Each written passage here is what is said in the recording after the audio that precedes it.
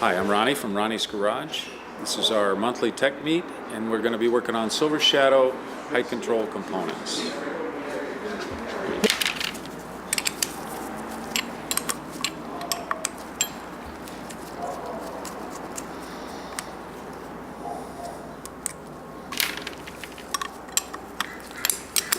What was this one doing, Ronnie, to give the owner of the idea you had a problem? This is just one that I had on the shelf off of a parts card. So I was looking for a topic this week, and I talked to Paul, a good friend of mine, and he reminded me we haven't done one of these before. So What does it normally do? Is it just hunt for, does the car just hunt for the height when they're leaking? Or the leaking is just a leak. Oh. The operation has different things that can cause different situations, but it's usually they just leak. But when you put them back on, you got to set them right. So there we go. There are more parts in here, just so you know. You got that one. You got that piston.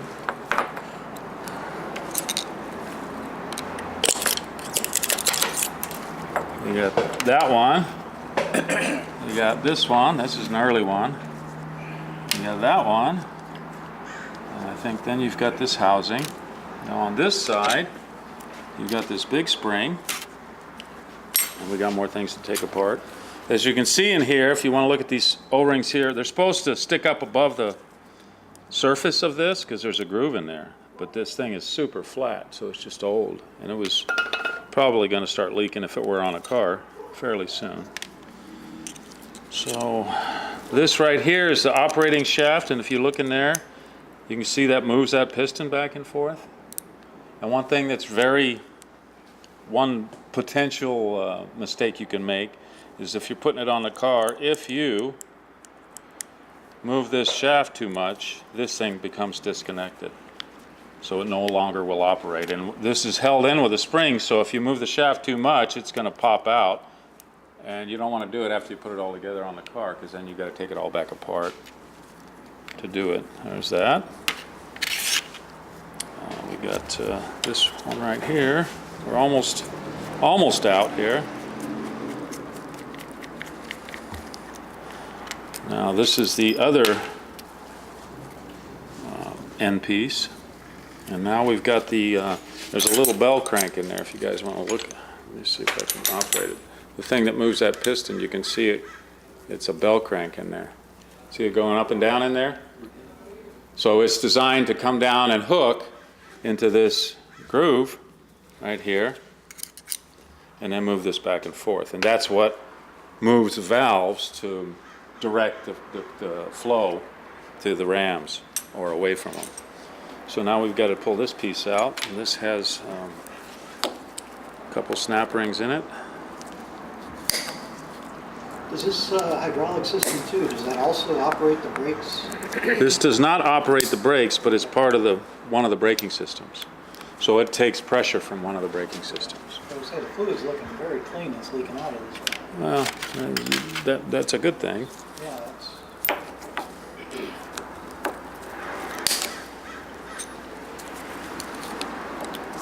Now, if the leaks, are they normally just like a week or, 1800 PSI system?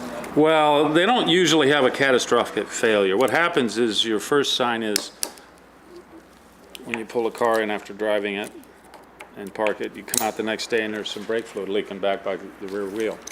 There's a lot of potential sources, but it's right in front of the rear wheel by the trailing arm. That's what it did on mine. Come out with a puddle. Yeah, it'll do puddles, it'll do drips. So you have these washers which are shouldered on here on each side that are under the snap rings. And then you've got the bell crank in here. There's the bell crank. That's the piece that moves this back and forth. And of course you've got these fancy little O-rings in here. Those shoulder washers, so does the shoulder go away from the snap ring? Yes, it goes towards this rubber seal because it's designed to fit in a groove to compress it. Okay? And that's your housing there. So now it's all apart. You have O-rings to take off? Yes, sir. You said this was old? Yes. What does that mean? Original? Well, it's an early valve is what it means. They've changed to the design of this disc on later valves, so I don't know when it happened, but this is an early valve. And then they also, if you look in here, you see these bushings that this thing ride on?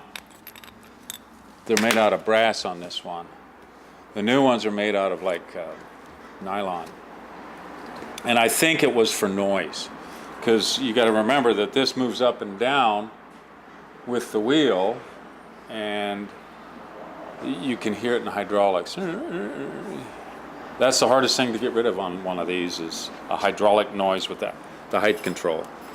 They make popping and cracking and just all kinds of weird noises. And a lot of these, you have to just take everything apart, clean it out, flush the lines, make sure you get all the dirt out. This system also has a few of the rubber flexible hoses, so when they start to deteriorate and send rubber into the system, it can be fun to try to get rid of it. Those, I don't know what type of material is non-metallic, the disc and on those two pistons, are those included in the kit, or those? No, just reused? the kit is just O-rings. Now they make updated bushings for these, which I don't even know if you can buy them anymore. And then this disc, they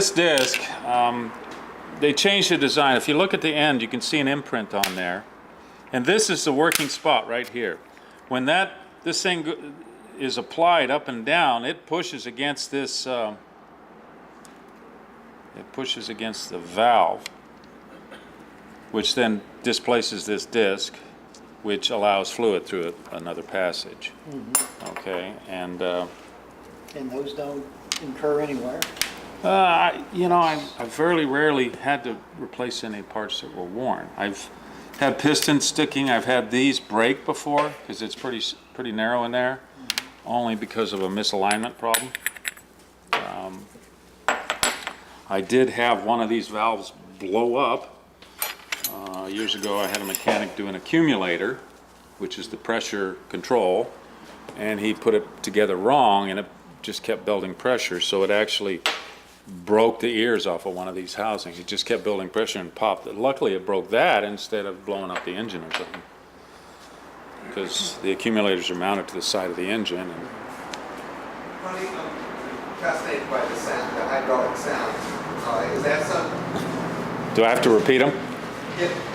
No, please. No.